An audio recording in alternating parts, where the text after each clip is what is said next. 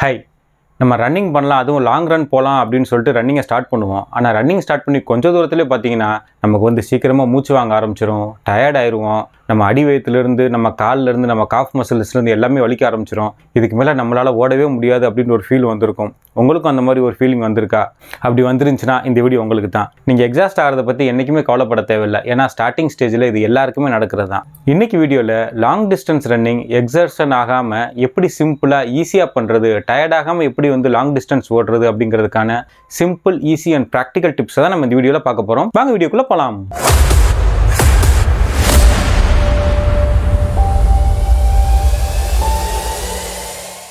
நம்ம உடம்பை ஃபிட்டாக வச்சுக்கிறதுக்கும், நம்மளுடைய ஃபிட்னஸ் லெவல்ஸை இம்ப்ரூவ் பண்ணுறதுக்கும், நம்மளுடைய ஸ்டாமினா அண்ட் என்டூரன்ஸை இம்ப்ரூவ் பண்ணுறதுக்கும், நம்ம பாடியில் உள்ள ஃபேட் பர்சன்டேஜை குறைக்கிறதுக்கு, ப்ளஸ் இந்த மாதிரி நமக்கு நம்பர் ஆஃப் பெனிஃபிட்ஸ் கொடுக்கக்கூடிய ஒரு சிம்பிள் அண்ட் எஃபெக்டிவான ஒர்க் அவுட் ரன்னிங். இது நம்ம எல்லாருக்குமே தெரியும். இது எல்லாத்தையோட முக்கியம், ரன்னிங் இருக்கிறதுலே ஒரு காஸ்ட் எஃபெக்டிவான ஒரு ஒர்க் அவுட். ஏன்னா சைக்கிளிங்காக இருந்தாலும் சரி, ஸ்விம்மிங்காக இருந்தாலும் சரி, வேறு எந்த ஒர்க் அவுட் எடுத்துக்கிட்டாலும் அதுக்கு பல எக்யூப்மெண்ட்ஸ் தேவைப்படும். நீங்கள் நிறைய இன்வெஸ்ட்மெண்ட் பண்ண வேண்டியிருக்கும். ஆனால் ரன்னிங்கில் ஒரு ஷூ அண்ட் ரன்னிங் காஸ்டியூம் இதை தவிர மேஜர் இன்வெஸ்ட்மெண்ட் எதுவுமே தேவையில்லை. ஆனால் ரன்னிங் பண்ணும்போது மற்ற ஒர்க் அவுட்ஸை கம்பேர் பண்ணும்போது நிறைய ப்ராக்டிக்கல் சேலஞ்சஸும் இருக்கு. அதுல ஒன்று தான், நம்ம லாங் டிஸ்டன்ஸ் ஓடும்போது சீக்கிரமாவே எக்ஸாக்ட் ஆகி நம்ம டயர்ட் ஆயிடுவோம். ஆனால் நம்ம ஃப்ரெண்ட்ஸ் கூட இப்படி ஓடிக்கிட்டு இருக்கும்போது பார்த்தீங்கன்னா நம்ம ஃப்ரெண்ட்ஸ் எல்லாருமே ரொம்ப தூரம் அவங்க பாட்டுக்கு அசால்ட்டாக ஓடிக்கிட்டே இருப்பாங்க. நம்ம மட்டும் சீக்கிரமாக டயர்ட் ஆயிடுவோம். கேட்கறதுக்கும் கொஞ்சம் சங்கடமாக தான் இருக்கும். அவங்க கிட்ட எப்படா நீங்கள் மட்டும் ஓடுறீங்களே அப்படின்ட்டு. அதே மீறி நம்ம அவங்க கிட்ட போய் எப்படிப்பா நீங்கள் மட்டும் டயர்ட் ஆகாமல் ஓடுறீங்க, அதுக்கான சீக்கிரட்டை சொல்லுங்க அப்படின்னு சொன்னா, அது ஒன்றும் இல்லப்பா, ஓட ஓட ஆட்டோமேட்டிக்காக எல்லாமே சரியாயிரும் அப்படின்னு சொல்லுவாங்க.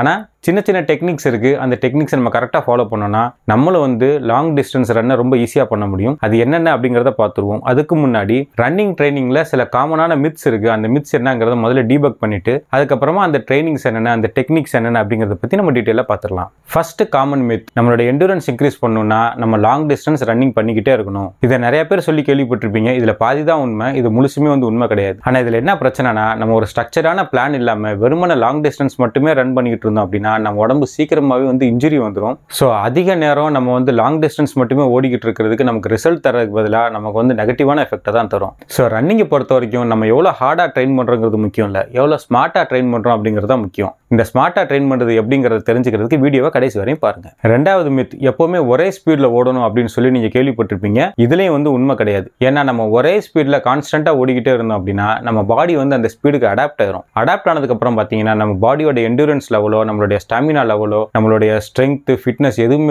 அதுக்கப்புறம் இன்க்ரீஸ் ஆகுது. ஏன்னா நம்ம பாடி அதுக்கு யூஸ்டுவா மாறிடும். அதனால எப்பவுமே ஒரே ஸ்பீட்ல ஓடுறது நம்ம பாடிக்கு அந்த அளவுக்கு பெனிஃபிஷியல் கிடையாது. மூணாவது மித், வடிவேல் படத்துல ஒரு காமெடி வரும் தெரியுமா, முழங்கால் சத்தம் தான் உட்காருவான், நாங்கெல்லாம் அரைப்பாடி லாடியில கூட நின்றுகிட்டே தான் போவோம் அப்படின்ட்டு. அந்த மாதிரி நிறைய பேர் என்ன சொல்லுவாங்க அப்படின்னா, வீக்கா இருக்கிறவன் தாண்டா ரெஸ்ட் எடுக்கணும், நல்லா ரொம்ப ஸ்ட்ராங்கான ஆள், எனக்குலாம் ரெஸ்டே தேவையில்லை அப்படின்னு சொல்லிட்டு வாரத்துல 7 நாளுமே ரன்னிங் ப்ராக்டிஸ் பண்ணிக்கிட்டு இருப்பாங்க. இது நம்ம உடம்புக்கு நன்மையை தரதுக்கு பதிலாக மிகப்பெரிய கெடுதலை தான் ஏற்படுத்தும். ஏன்னா ரெஸ்ட்டும் நம்மளுடைய ட்ரைனிங் ஷெட்யூல்ல ஒரு இன்டெகிரல் பார்ட். அதை நிறைய பேர் மிஸ் பண்ணிடுறோம். ஏன்னா நம்ம ரெஸ்ட் எடுக்கும்போது பார்த்தீங்கன்னா நம்ம மசில்ஸ் என்னெல்லாம் நம்ம ஒர்க் அவுட் பண்ணும்போது டேமேஜ் ஆச்சோ அது ரெக்கவரி ஆகுறதுக்கும், புது மசில்ஸ் டெவலப் ஆகிறதுக்கும், நம்ம பாடி அடுத்த ஒர்க் அவுட்டுக்கு தன்னை ரெடி பண்ணிக்கிறதுக்கும் ரெஸ்ட் ஒரு முக்கியமான பங்கு வகிக்குது. அதனால ரெஸ்ட் டேஸ் என்னைக்குமே இக்னோர் பண்ணிடாம நம்ம பாடிக்கு தேவையான அளவுக்கு ரெஸ்ட் கொடுக்கறது நம்மளுடைய ட்ரைனிங் ப்ராக்ரஸ்க்கு ரொம்ப ரொம்ப அவசியம். நாலாவது மித், நான் ரன்னிங்ல ஸ்ட்ராங் ஆகணும் அப்படின்னா ரன்னிங் மட்டுமே பண்ணா போதும் அப்படின்ட்டு. ஆனா நம்ம ரன்னிங் மட்டுமே பண்ணிட்டு இருந்தா நம்மளுடைய ஸ்ட்ரென்த், என்டூரன்ஸ், நம்மளுடைய ஃபிட்னஸ் லெவல் இது எல்லாமே நமக்கு கரெக்டான வகையில் இன்க்ரீஸ் ஆகாது. அப்படி எல்லாமே கரெக்டான வகையில் இன்க்ரீஸ் ஆகணும்னா நம்ம ரன்னிங்கோட சேர்ந்து மற்ற ஒர்க் அவுட்ஸும் பண்ணணும். அது என்னென்ன ஒர்க் அவுட்ஸ் அப்படிங்கிறத இப்போ நம்ம டீட்டெயிலாக பார்த்துருவோம். நம்மளுடைய ரன்னிங் ஸ்டாமினாவை இன்க்ரீஸ் பண்ணுறதுக்கு ரன்னிங்லேயே டிஃப்ரெண்ட் டைப்ஸ் ஆஃப் ரன்ஸ் இருக்குது. அந்த ரன்ஸ் என்னென்ன, அந்த ஒவ்வொரு ரன்னையும் நம்ம எப்படி பண்ணலாம் அப்படிங்கிறத இப்போ நம்ம டீட்டெயிலாக பார்த்துடலாம். First endurance run. இதை லாங் ரன் அல்லது என்டூரன்ஸ் ரன் அப்படின்னு சொல்லுவாங்க.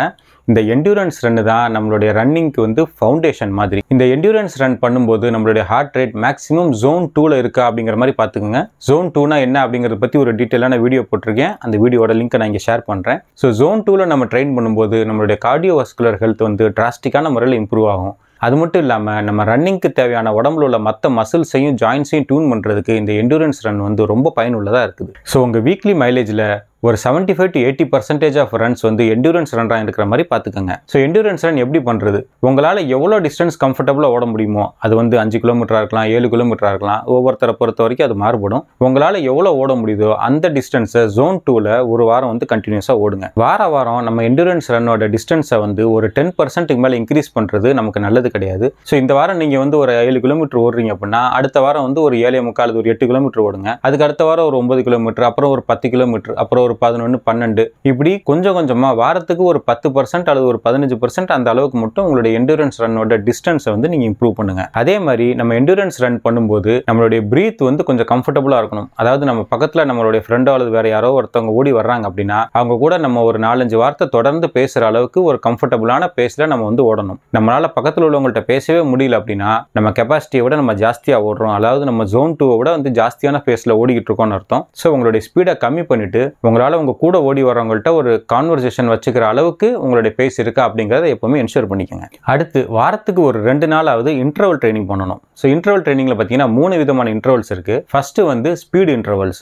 ஸ்பீட் இன்டர்வல்னா என்னன்னா உங்க வாட்ச் இல்லைன்னா உங்க மொபைல்ல வந்து நீங்க டைமர் செட் பண்ணிக்கோங்க. ஒரு நிமிஷம் உங்களால எவ்வளவு ஃபாஸ்டா ஓட முடியுமோ அந்த அளவுக்கு ஃபாஸ்டா நீங்க ஓடுங்க. ஓடி முடிச்சதுக்கு அப்புறம் ஒரு 2 நிமிஷம் ரெஸ்ட் எடுத்துக்கலாம். அந்த ரெஸ்ட் நேரத்தில் வந்து நீங்க சிம்பிளா வாக்கிங்கும் பண்ணலாம் அல்லது ஒரே இடத்துல நின்று கூட நீங்க வந்து ரெஸ்ட் எடுத்துக்கலாம். அந்த ஒரு 2 நிமிஷம் ரெஸ்ட் முடிஞ்சதுக்கு அப்புறம் மறுபடியும் ஒரு நிமிஷம் உங்களால எவ்வளவு ஸ்பீடா ஓட முடியுது அந்த மாதிரி ஓடுங்க. இப்படி குறைஞ்சது வந்து ஒரு 6ல இருந்து ஒரு 8 ரெப்பிடேஷன்ஸ் வரைக்கும் பண்ணுங்க. இதுக்கு பேர் வந்து ஸ்பீட் இன்டர்வல்ஸ். இன்டர்வல் ட்ரைனிங்ல நம்ம அடுத்து பார்க்க போறது கேடன்ஸ் இன்டர்வல். ஒரு நிமிஷத்துல நம்ம எத்தனை ஸ்டெப் எடுத்து வைக்கிறோமோ அதுக்கு பேர் தான் கேடன்ஸ் அப்படின்னு சொல்லுவாங்க. ஆப்டிமம் கேடன்ஸ் அப்படிங்கிற நம்பர் வந்து ஒரு 170ல இருந்து ஒரு 190 இந்த ரேஞ்சுக்குள்ள நம்மளுடைய நம்பர் ஆஃப் ஸ்டெப்ஸ் ஒரு நிமிஷத்துக்கு இருந்துச்சு அப்படின்னா நம்மளால கரெக்டான முறையில் ஓட முடியும். ஆனா ஸ்டார்டிங்ல பாத்தீங்கன்னா நம்மளுடைய கேடன்ஸ் வந்து அந்த அளவுக்கு இருக்காது. ஸோ நம்ம கேடன்ஸ் இம்ப்ரூவ் பண்றதுக்காக நம்ம வந்து கேடன்ஸ் இன்டர்வல் பண்ணணும். ஸோ கேடன்ஸ் இன்டர்வல் எப்படி பண்றது அப்படின்னு பாத்தீங்கன்னா நீங்க வந்து ஒரு 5 கிலோமீட்டர் ஓடுறீங்கன்னு வச்சுக்கோங்களேன். ஃபர்ஸ்ட் கிலோமீட்டர் நீங்கள் ஸ்டார்ட் பண்ணும்போது உங்களால் எவ்வளோ மேக்ஸிமம் கேடன்ஸ் ஓட முடியுமோ அதை வந்து ஒரு 100 மீட்டருக்கு ஓடுங்க. அல்லது அதிகபட்சமாக ஒரு நிமிஷம் உங்களுடைய நம்பர் ஆஃப் ஸ்டெப்ஸ் வந்து ரொம்ப ஜாஸ்தியாக இருக்கணும். இந்த நேரம் வந்து நம்மளுடைய ஸ்டெப்ஸ் வந்து 200, 210க்கு மேலே கூட போகும். ஆனால் இப்படி நம்ம ட்ரெயின் பண்ணுறதுனால தான் நம்மளுடைய கேடன்ஸ் வந்து நம்மளால் இம்ப்ரூவ் பண்ண முடியும். ஸோ ஒரு நிமிஷம் அல்லது வந்து ஒரு 100 மீட்டருக்கு உங்களால் எவ்வளோ மேக்ஸிமம் கேடன்ஸ் ஓட முடியுமோ அந்த அளவுக்கு ஓடுங்க. மீதி இருக்கக்கூடிய அந்த 900 மீட்டர்ஸை வந்து உங்களுடைய நார்மல் கேடன்ஸ் நீங்கள் வழக்கமாக எப்படி ஓடுவீங்களோ அது 145ஆகவும் இருக்கலாம், 150ஆகவும் இருக்கலாம். எந்த கேடன்ஸில் உங்களால் ஓட முடியுதோ அந்த நார்மல் கேடன்ஸில் நீங்கள் ஓடுங்க. 1 கிலோமீட்டர் முடிஞ்சதுக்கப்புறம் திருப்பி 2வது கிலோமீட்டர் ஸ்டார்ட் பண்ணும்போது மறுபடியும் வந்து உங்களுடைய கேடன்ஸ் இன்க்ரீஸ் பண்ணுங்க. எவ்வளோ மேக்ஸிமம் ஓட முடியுமோ அது 205, 210 எவ்வளோ வேகமாக ஓட முடியுதோ அந்த அளவுக்கு உங்களுடைய கேடன்ஸ் இன்க்ரீஸ் பண்ணுங்க ஒரு 100 மீட்டருக்கு மட்டும். மீதி இருக்கிற 900 மீட்டர்ஸ் மறுபடியும் நார்மல்லே ஓடுங்க. இந்த மாதிரி ஒரு 5 கிலோமீட்டர், ஒரு 6, 7 கிலோமீட்டர் இந்த மாதிரி ரெகுலராக நீங்கள் ஓட என்ன ஆகும்னா உங்களுடைய நார்மல் கேடன்ஸே வந்து டுவர்ட்ஸ் 180 அந்த லெவலை நோக்கி வர ஆரம்பிச்சிடும். உங்களுடைய கேடன்ஸ் வந்து கிராஜுவலாக இன்க்ரீஸ் ஆகிறத நீங்களே வந்து கண் கூட ஃபீல் பண்ண முடியும். இதுக்கு பேர் வந்து கேடன்ஸ் இன்டர்வல். 3வது ரன்னிங் ஒர்க் அவுட்டுக்கு பேர் டிஆர்பி ரன் அப்படின்னு சொல்லுவாங்க. டிஆர்பி அப்படின்னா த்ரெஷோல்ட் ரன்னிங் பேஸ். இந்த டிஆர்பி ரன் அல்லது இந்த த்ரெஷோல்ட் ரன்னோட ஸ்பீடு எந்த அளவுக்கு இருக்கணும்னா நம்ம கூட வர்றவங்கள்ட்ட ஒரு வார்த்தை அல்லது 2 வார்த்தை அதை விட ஜாஸ்தியாக பேச முடியாத அளவுக்கு நம்மளுடைய ரன்னிங் ஸ்பீடு வந்து இருக்கணும். ஸோ டிஆர்பி ரன் வந்து வாரத்துக்கு ஒரு நாள் தான், அதுக்கு மேலே வந்து ஜாஸ்தியெல்லாம் பண்ணக்கூடாது. டிஆர்பி ரன் பண்ணும்போது ரொம்ப முக்கியமானது ஸ்டார்டிங்கில் நீங்கள் வந்து வார்ம் அப் பண்ணணும். வார்ம் அப் பண்ணிவிட்டு ஒரு 5 to 10 மினிட்ஸ் வந்து உங்களால் ஒரு கம்ஃபர்டபுள் பேஸில் ஓடுங்க. அதாவது நார்மல் ரன்னை விட குறைஞ்ச பேஸில் ஓடுங்க. அப்படி ஓடினதுக்கப்புறம் ஒரு 15லேருந்து 20 நிமிஷம் உங்களுடைய டிஆர்பி ரன், உங்களுடைய த்ரெஷோல்ட் ரன் இருக்குது பார்த்தீங்களா, அதாவது உங்கள் பக்கத்தில் இருக்கவங்கள்ட்ட ஒரு வார்த்தை அல்லது 2 வார்த்தை அதை விட ஜாஸ்தியாக பேச முடியாத அளவுக்கு நீங்கள் ஒரு ஸ்பீடில் நீங்கள் கண்டினியூஸாக ஓடணும். குறைஞ்சது ஒரு 15லேருந்து 20 நிமிஷம் வரைக்கும் ஓடணும். அப்படி ஓடி முடிச்சதுக்கப்புறம் மறுபடியும் நீங்கள் வந்து ஒரு 5லேருந்து 10 நிமிஷம் ஒரு நார்மல் ரன், அதாவது ஒரு கூல் டவுன் ரன் வந்து பண்ணணும். ஸோ நம்மளுடைய ரன்னிங் ஸ்டாமினாவை இன்க்ரீஸ் பண்ணுறதுக்கும் நம்மளுடைய ரன்னிங் ஸ்பீடை இன்க்ரீஸ் பண்ணுறதுக்கும் இந்த டிஆர்பி ரன்ஸ் வந்து நமக்கு ரொம்ப ஹெல்ப்ஃபுல்லாக இருக்கும். ஸோ இது வரைக்கும் டிஃப்ரெண்ட் டைப்ஸ் ஆஃப் ரன்ஸில் உள்ள வெரைட்டிஸ், அது எப்படி நம்மளுடைய ரன்னிங்கோட ஸ்பீடை இன்க்ரீஸ் பண்ணுறதுக்கும் நம்மளுடைய ஸ்டாமினாவை இன்க்ரீஸ் பண்ணுறதுக்கும் ஹெல்ப்ஃபுல்லாக இருக்கும் அப்படின்னு பார்த்தோம். இப்போ இது இல்லாமல் மற்ற விஷயங்கள் எதெல்லாம் வந்து நம்ம பண்ணால் நம்மளுடைய running speed and stamina increase ஆகும் அப்படிங்கிறத பற்றி நம்ம டீட்டெயிலாக பார்த்துருவோம். அதில் ஃபஸ்ட்டு ரொம்ப முக்கியமானது கிராஸ் ட்ரைனிங். ஏன்னா ரன்னிங் பண்ணுற நிறைய பேர் பண்ணக்கூடிய தப்பு என்னன்னா நம்ம ரன்னிங் மட்டுமே பண்ணால் போதும், ரன்னிங் மட்டும் பண்ணால் தான் நம்மளுடைய ரன்னிங் ஸ்பீடு இன்க்ரீஸ் ஆகும் அப்படின்னு நினைப்பாங்க. ஆனால் இதில் ஒரு சீக்ரெட்டான ரெசிபி என்னன்னா நம்ம எந்த அளவுக்கு கிராஸ் ட்ரைனிங் வந்து நம்மளுடைய ட்ரைனிங்கில் ஆட் பண்ணுறோமோ அந்த அளவுக்கு நம்மளுடைய ரன்னிங்க்கு வந்து அது ரொம்ப வந்து காம்ப்ளிமெண்டடாக இருக்கும். உதாரணத்துக்கு நீங்கள் ரன்னிங் பண்ணுறீங்க அப்படின்னா வாரத்துக்கு ஒரு நாள் நீங்கள் சைக்கிளிங் அல்லது ஸ்விம்மிங் இந்த மாதிரி ஏதாவது ஒரு ஆல்டர்னேட் ஒர்க் அவுட்ஸ் வந்து நீங்கள் பண்ணுங்கள். இப்போ நீங்கள் கிராஸ் ட்ரைனிங்கை சைக்கிளிங் பண்ணுறீங்க அப்படின்னா சைக்கிளிங் பண்ணும்போது அதோடைய ஆப்டிமம் ஆர்பிஎம் வந்து 90 ஆர்பிஎம். இதுவே ரன்னிங்கில் நம்ம வந்து ஆப்டிமம் கேடன்ஸ் வந்து 180 அப்படின்னு பார்த்தோம். ஸோ நம்ம 90 ஆர்பிஎம்ல சைக்கிளிங் பண்ணுறதும் 180 கேடன்ஸில் நம்ம ரன்னிங் ரன்னிங் பண்ணுறது ரெண்டுமே ஒன்று தான். ஸோ நம்மளுடைய கேடன்ஸ் இன்க்ரீஸ் பண்ணுறதுக்கும் நம்மளோட ஸ்டாமினா இன்க்ரீஸ் பண்ணுறதுக்கும் சைக்கிளிங் மாதிரியான ஒர்க் அவுட்ஸ் வந்து ரன்னிங் வந்து ரொம்ப ஹெல்ப்ஃபுல்லாக இருக்கும். அதே மாதிரி நம்ம ஸ்விம்மிங் பண்ணும்போது நம்மளுடைய லங் கெப்பாசிட்டி இன்க்ரீஸ் பண்ணுறதுக்கும் நம்ம ஹார்ட் மசில்ஸை டியூன் பண்ணுறதுக்கும் ஸ்விம்மிங் வந்து நமக்கு ரொம்ப ஹெல்ப்ஃபுல்லாக இருக்குது. ஸோ வாரத்துக்கு ஒரு நாள் உங்களுக்கு எது கன்வீனியன்ட்டாக இருக்கோ, உங்களுக்கு எது அக்சசபிளாக இருக்கோ, எது உங்களுக்கு பிடிச்சிருக்கோ அந்த மாதிரி கிராஸ் ட்ரைனிங் பண்ணுறது நம்மளுடைய ரன்னிங்க்கு வந்து ரொம்ப காம்ப்ளிமெண்டராக இருக்கும். அதனால கிராஸ் ட்ரைனிங்கை உங்களுடைய ஒர்க் அவுட்ஸில் ஆட் பண்ணுறது என்றைக்குமே மறந்துடாதீங்க. அடுத்து ரொம்ப ரொம்ப முக்கியமானது என்னன்னா ஸ்ட்ரெங்த் ட்ரைனிங். ஏன்னா நம்ம ரன்னிங் பண்ணும்போது நம்மளுடைய மசில்ஸ் டேமேஜ் ஆகும். ஸோ நம்ம மசில்ஸ் டேமேஜ் ஆகிறது மட்டும் இல்லாமல் நம்மளுடைய நீ அப்புறம் நம்மளுடைய ஜாயின்ஸ் வந்து கொஞ்சம் வீக் ஆகும். இந்த வீக்கான நீ, ஜாயின்ஸ் அண்ட் மசில்ஸ் எல்லாத்தையும் நம்ம ரீபில்ட் பண்ணணும் அப்படின்னா நம்ம உடம்புல வந்து நம்மளுடைய ஸ்ட்ரென்த்தை இன்க்ரீஸ் பண்ணணும். நம்ம ஸ்ட்ரென்த்தை இன்க்ரீஸ் பண்ணுறதுக்கு நம்ம வெயிட்டை லிஃப்ட் பண்ணி ஸ்ட்ரென்த் ட்ரைனிங் பண்ணுறது ரொம்ப ரொம்ப அவசியம். ஏன்னா ஸ்ட்ரென்த் ட்ரைனிங் பண்ணும்போது தான் நம்ம பாடியில் இருக்கக்கூடிய மசில் வால்யூம் இன்க்ரீஸ் ஆகும், நம்மளுடைய ஜாயின்ஸ் ஸ்ட்ராங் ஆகும், நம்ம பாடியோட ஃப்ளெக்சிபிலிட்டி இன்க்ரீஸ் ஆகும். ஸோ ஸ்ட்ரென்த் ட்ரைனிங் வந்து ரொம்ப மஸ்ட்டு. வாரத்துக்கு குறைஞ்சது 2 தடவையாவது நம்ம ஸ்ட்ரென்த் ட்ரைனிங் பண்ணணும். நம்ம வெயிட்டை லிஃப்ட் பண்ணாட்டினாலும் நம்ம பாடி வெயிட் ஒர்க் அவுட்ஸே நிறையா இருக்குது. உதாரணத்துக்கு ஸ்குவாட், சுமோ ஸ்குவாட்ஸ், லஞ்சஸ், இந்த மாதிரி காலுக்கு தேவையான ஒர்க் அவுட்ஸ். அதுலேயும் குறிப்பாக நம்மளுடைய கோர் மசில்ஸை ஸ்ட்ரென்தன் பண்ணுறதுக்கு ab workouts, ab roller, ab crunches, இந்த மாதிரி என்னென்ன ஒர்க் அவுட்ஸ் இருக்கோ இந்த மாதிரி கோர் மசில்ஸை டைட்டன் பண்ணுறதுக்கான ஒர்க் அவுட்ஸ். அதே மாதிரி அப்பர் பாடிக்கு ஷோல்டர் ப்ரெஸ், புஷ்அப்ஸ், புல்அப்ஸ், இந்த மாதிரி ஒர்க் அவுட்ஸ் வந்து வாரத்துக்கு குறைஞ்சது நம்ம 2 தடவை பண்ணும்போது நம்ம பாடியில் உள்ள எல்லா மசில்ஸும் வந்து அதனால டோன் ஆகும், டியூன் ஆகும். இது மூலியமா நம்மளுடைய ரன்னிங் பெர்ஃபார்மன்ஸ் வந்து டிராஸ்டிக்காக இன்க்ரீஸ் ஆகும். ஸோ ஸ்ட்ரென்த் ட்ரைனிங்கிறது நம்ம பாடியோட ஃபவுண்டேஷன் மாதிரி. அதை என்றைக்குமே இக்னோர் பண்ணிடாதீங்க. வாரத்துக்கு குறைஞ்சது 2 தடவையாவது நீங்கள் ஸ்ட்ரென்த் ட்ரைனிங் பண்ணுங்க.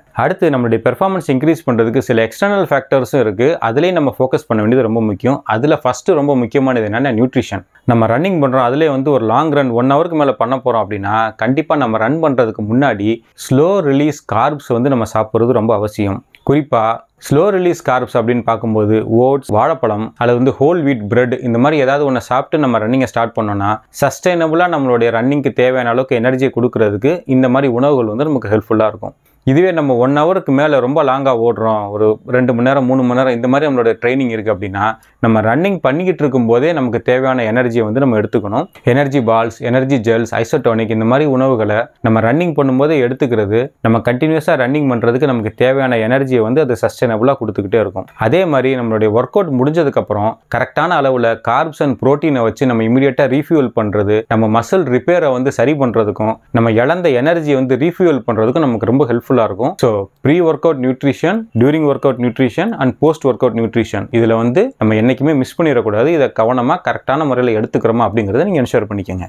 அடுத்த எக்ஸ்டர்னல் கான்ட்ரிபியூட்டர் ரொம்ப அதிகமாக ரன்னிங்க்கு கான்ட்ரிபியூட் பண்ணக்கூடியது என்ன அப்படின்னு கேட்டிங்கன்னா ரெஸ்ட். ஆமாங்க, வாரத்துக்கு ஒரு நாள் கண்டிப்பாக ரெஸ்ட் டே கொடுத்தே ஆகணும். அது எந்த நாளாக இருந்தாலும் சரி, வாரத்துக்கு ஒரு நாள் வந்து நீங்களே ஒரு நாள் டிசைட் பண்ணிக்கோங்க. நான் மேக்ஸிமமாக என்னுடைய ட்ரைனிங்கில் எப்படி பண்ணுவேன் அப்படின்னா சண்டே வந்து லாங் ரன்ஸ், என்டூரன்ஸ் ஒரு 2-3 ஹவர்ஸ்க்கு மேலே ரன் பண்ணுறது எல்லாமே நான் சண்டே வச்சுக்கிட்டு அதுக்கு அடுத்த நாள் மண்டே வந்து நான் ரெஸ்ட் டேவாக வச்சுக்கிடுவேன். இதனால வந்து எனக்கு 2 பெனிஃபிட் கிடைக்கும். ஏன்னா சண்டே வந்து வீக்கெண்டு நம்ம லீவில் இருக்கிறதுனால கொஞ்சம் லாங் ரன்ஸ் வந்து பண்ணலாம். அதே மாதிரி மண்டே காலையில் வந்து நம்ம ரெஸ்ட் டேவை வச்சுக்கிறதுனால அன்னைக்கு ஆஃபீஸ் போகிறதுக்கு முன்னாடி நம்ம கொஞ்சம் நல்லபடியாக தூங்கி எழுந்திரிச்சு கொஞ்சம் ஃப்ரெஷ்ஷாக ஆஃபீஸ் போகிறதுக்கும் நல்லாயிருக்கும்.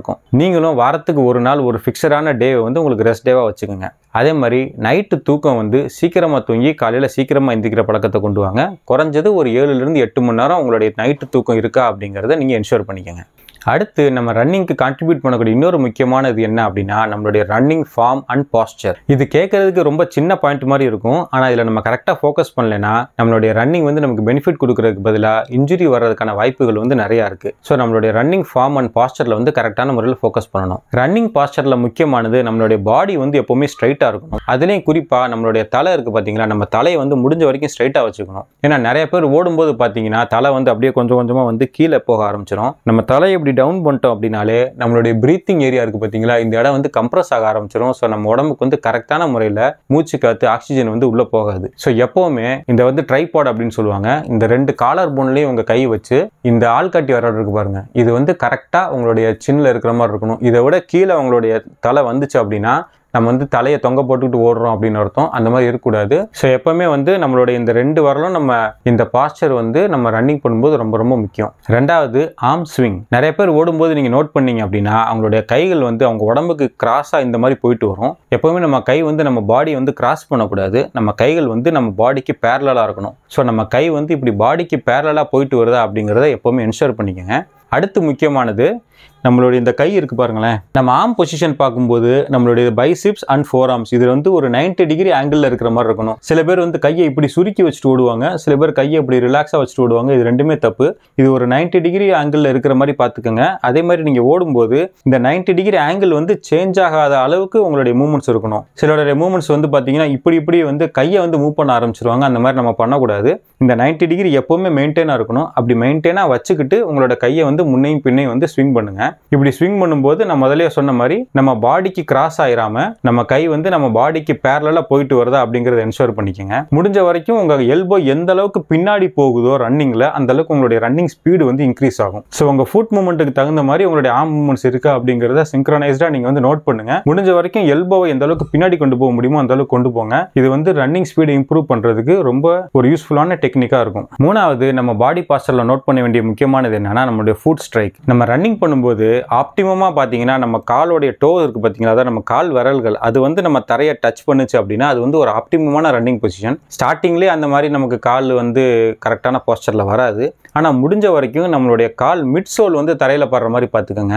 நம்ம அவாய்ட் பண்ண வேண்டிய ரன்னிங் போஸ்டர் என்ன அப்படின்னா ஹீல் ஸ்ட்ரைக். நம்ம காலோட ஹீல் வந்து நம்ம தரையில், அதாவது நம்ம குதிங்கால் வந்து நம்ம ரன்னிங் பண்ணும்போது தரையில் முதல்ல பட்டுச்சு அப்படின்னா என்ன ஆகும்னா நம்ம ஆங்கிள் இருந்து வரக்கூடிய ஷாக் அப்சார்பர் மெக்கானிசத்தையே வந்து நம்ம வந்து அங்கே கட் பண்ணிடுவோம். ஸோ ரன்னிங்னால வரக்கூடிய இம்பாக்ட் எல்லாமே நேரடியாக நம்மளுடைய நீஸ்க்கு போகும். ஸோ சீக்கிரமாகவே முட்டி வலி வரதுக்கான சான்சஸ் வந்து நிறையா இருக்குது. அதை அவாய்ட் பண்ணுறதுக்கு என்ன செய்யணும் அப்படின்னா முடிஞ்ச வரைக்கும் நம்மளுடைய கால் விரல்கள் தரையில் ஃபர்ஸ்ட் லேண்ட் ஆகிற மாதிரி பார்த்துக்கோங்க. எடுத்த உடனே அது ரொம்ப சிரமமாக இருக்கும். அட்லீஸ்ட் உங்களுடைய மிட் ஃபுட் தரையில் லேண்ட் ஆகுதா அப்படிங்கிறத செக் பண்ணிக்கோங்க. கண்டிப்பாக உங்களுடைய ஹீல் வந்து முதல்ல லேண்ட் ஆகக்கூடாது. அப்படி நம்ம லேண்ட் பண்ணுறோம்னா நம்ம தப்பான முறையில் ஓடிக்கிட்டு இருக்கோம் அப்படின்னு அர்த்தம். ஸோ நீங்கள் ரன்னிங் பண்ணும்போது இந்த மாதிரி சின்ன சின்ன விஷயங்களுக்கு முக்கியத்துவம் கொடுக்க மறந்துடாதீங்க. அவ்வளோதான் ஃப்ரெண்ட்ஸ். ரன்னிங் வந்து ரொம்ப ஈஸியாக எக்ஸர்ஷன் இல்லாமல் ரொம்ப சீக்கிரமாகவே டயர்ட் ஆகாமல் எப்படி ஈஸியாக ஓடுறது அப்படிங்கிறனால 4 டிப்ஸை வந்து நம்ம இந்த வீடியோவில் பார்த்துருக்கோம். ஃபர்ஸ்ட் வந்து டிஃப்ரெண்ட் டைப் ஆஃப் ரன்ஸ். இதில் வந்து interval run, long run, TRP run, இந்த மாதிரி டிஃப்ரெண்ட் டைப் ஆஃப் ரன்னை பற்றி பார்த்தோம். ரெண்டாவது வந்து காம்ப்ளிமெண்டிங் ஸ்ட்ராட்டஜிஸ், அதாவது strength training and cross training எப்படி ரன்னிங்க்கு வந்து ஹெல்ப்ஃபுல்லாக இருக்குது அப்படிங்கிறத பார்த்தோம். மூணாவது வந்து எக்ஸ்டர்னல் ஃபேக்டர்ஸ், எப்படி வந்து நியூட்ரிஷன் அண்ட் ரெஸ்ட் நம்மளுடைய ரன்னுக்கு வந்து ஹெல்ப்ஃபுல்லாக இருக்குது அப்படிங்கிறதையும் பார்த்தோம். அப்புறம் கடைசியாக நம்மளுடைய ரன்னிங் ஃபார்ம் அண்ட் பாஸ்டர், நம்ம பாஸ்டரில் நம்ம பண்ணக்கூடிய சின்ன சின்ன கரெக்ஷன்ஸ் எப்படி நம்ம இன்ஜுரியிலேருந்து அவாய்ட் பண்ணி நம்மளுடைய ரன்னிங் வந்து எஃபிஷியண்டாக கொண்டு போகிறதுக்கு ஹெல்ப்ஃபுல்லாக இருக்கும் அப்படிங்கிறதையும் பார்த்தோம். இது எல்லாத்துலேயும் நம்ம கவனிக்க வேண்டிய ஒரு முக்கியமான விஷயம் என்ன அப்படின்னா ரன்னிங் அப்படிங்கிறது ஒரு ஜேர்னி. இது வந்து ஒரு ஓவர் நைட் ப்ராசஸ் கிடையாது. இது எல்லாத்தையும் நீங்கள் இம்ப்ளிமெண்ட் பண்ணி உங்களுடைய ரன்னிங்கில் வந்து நீங்கள் சேஞ்சஸை பார்க்கணும் அப்படின்னா அது ஒரே நாளில் நடந்துடாது. இது வந்து ஒரு லாங் ப்ராசஸ். ஸோ இந்த ப்ராசஸில் நீங்கள் ட்ரஸ்ட் பண்ணுங்கள். இந்த வீடியோவில் கொடுத்துருக்க டிப்ஸை நீங்கள் ரெகுலராக ஃபாலோ பண்ணிங்கன்னா நாள் போக போக உங்களுடைய ரன்னிங் ஸ்பீட் அண்ட் ஸ்டாமினா டிராஸ்டிக்காக இம்ப்ரூவ் ஆகிறத நீங்களே கண்கூட பார்க்க முடியும். ஸோ வீடியோட கண்டென்ட்ஸ் உங்களுக்கு பிடிச்சிருக்கும், பயனுள்ளதாக, யூஸ்ஃபுல்லாக இருக்கும் அப்படின்னு நான் நம்புகிறேன். வீடியோ பிடிச்சிருந்துச்சுன்னா லைக் பண்ணுங்கள். இந்த வீடியோவில் உங்களுக்கு ஏதாவது டவுட்ஸ் இருக்குது, ஏதாவது ஒரு டெக்னிக் உங்களுக்கு புரியல, அது ஏதாவது உங்களுக்கு கிளாரிட்டி வேணும் அப்படின்னா அதை மறக்காமல் கமெண்ட்டில் தெரியப்படுத்துங்க. அடுத்து இன்னொரு இன்ட்ரெஸ்டிங்கான இன்ஃபர்மேட்டிவான ஒரு வீடியோவில் நான் உங்களை மீட் பண்ணுறேன். பாய்.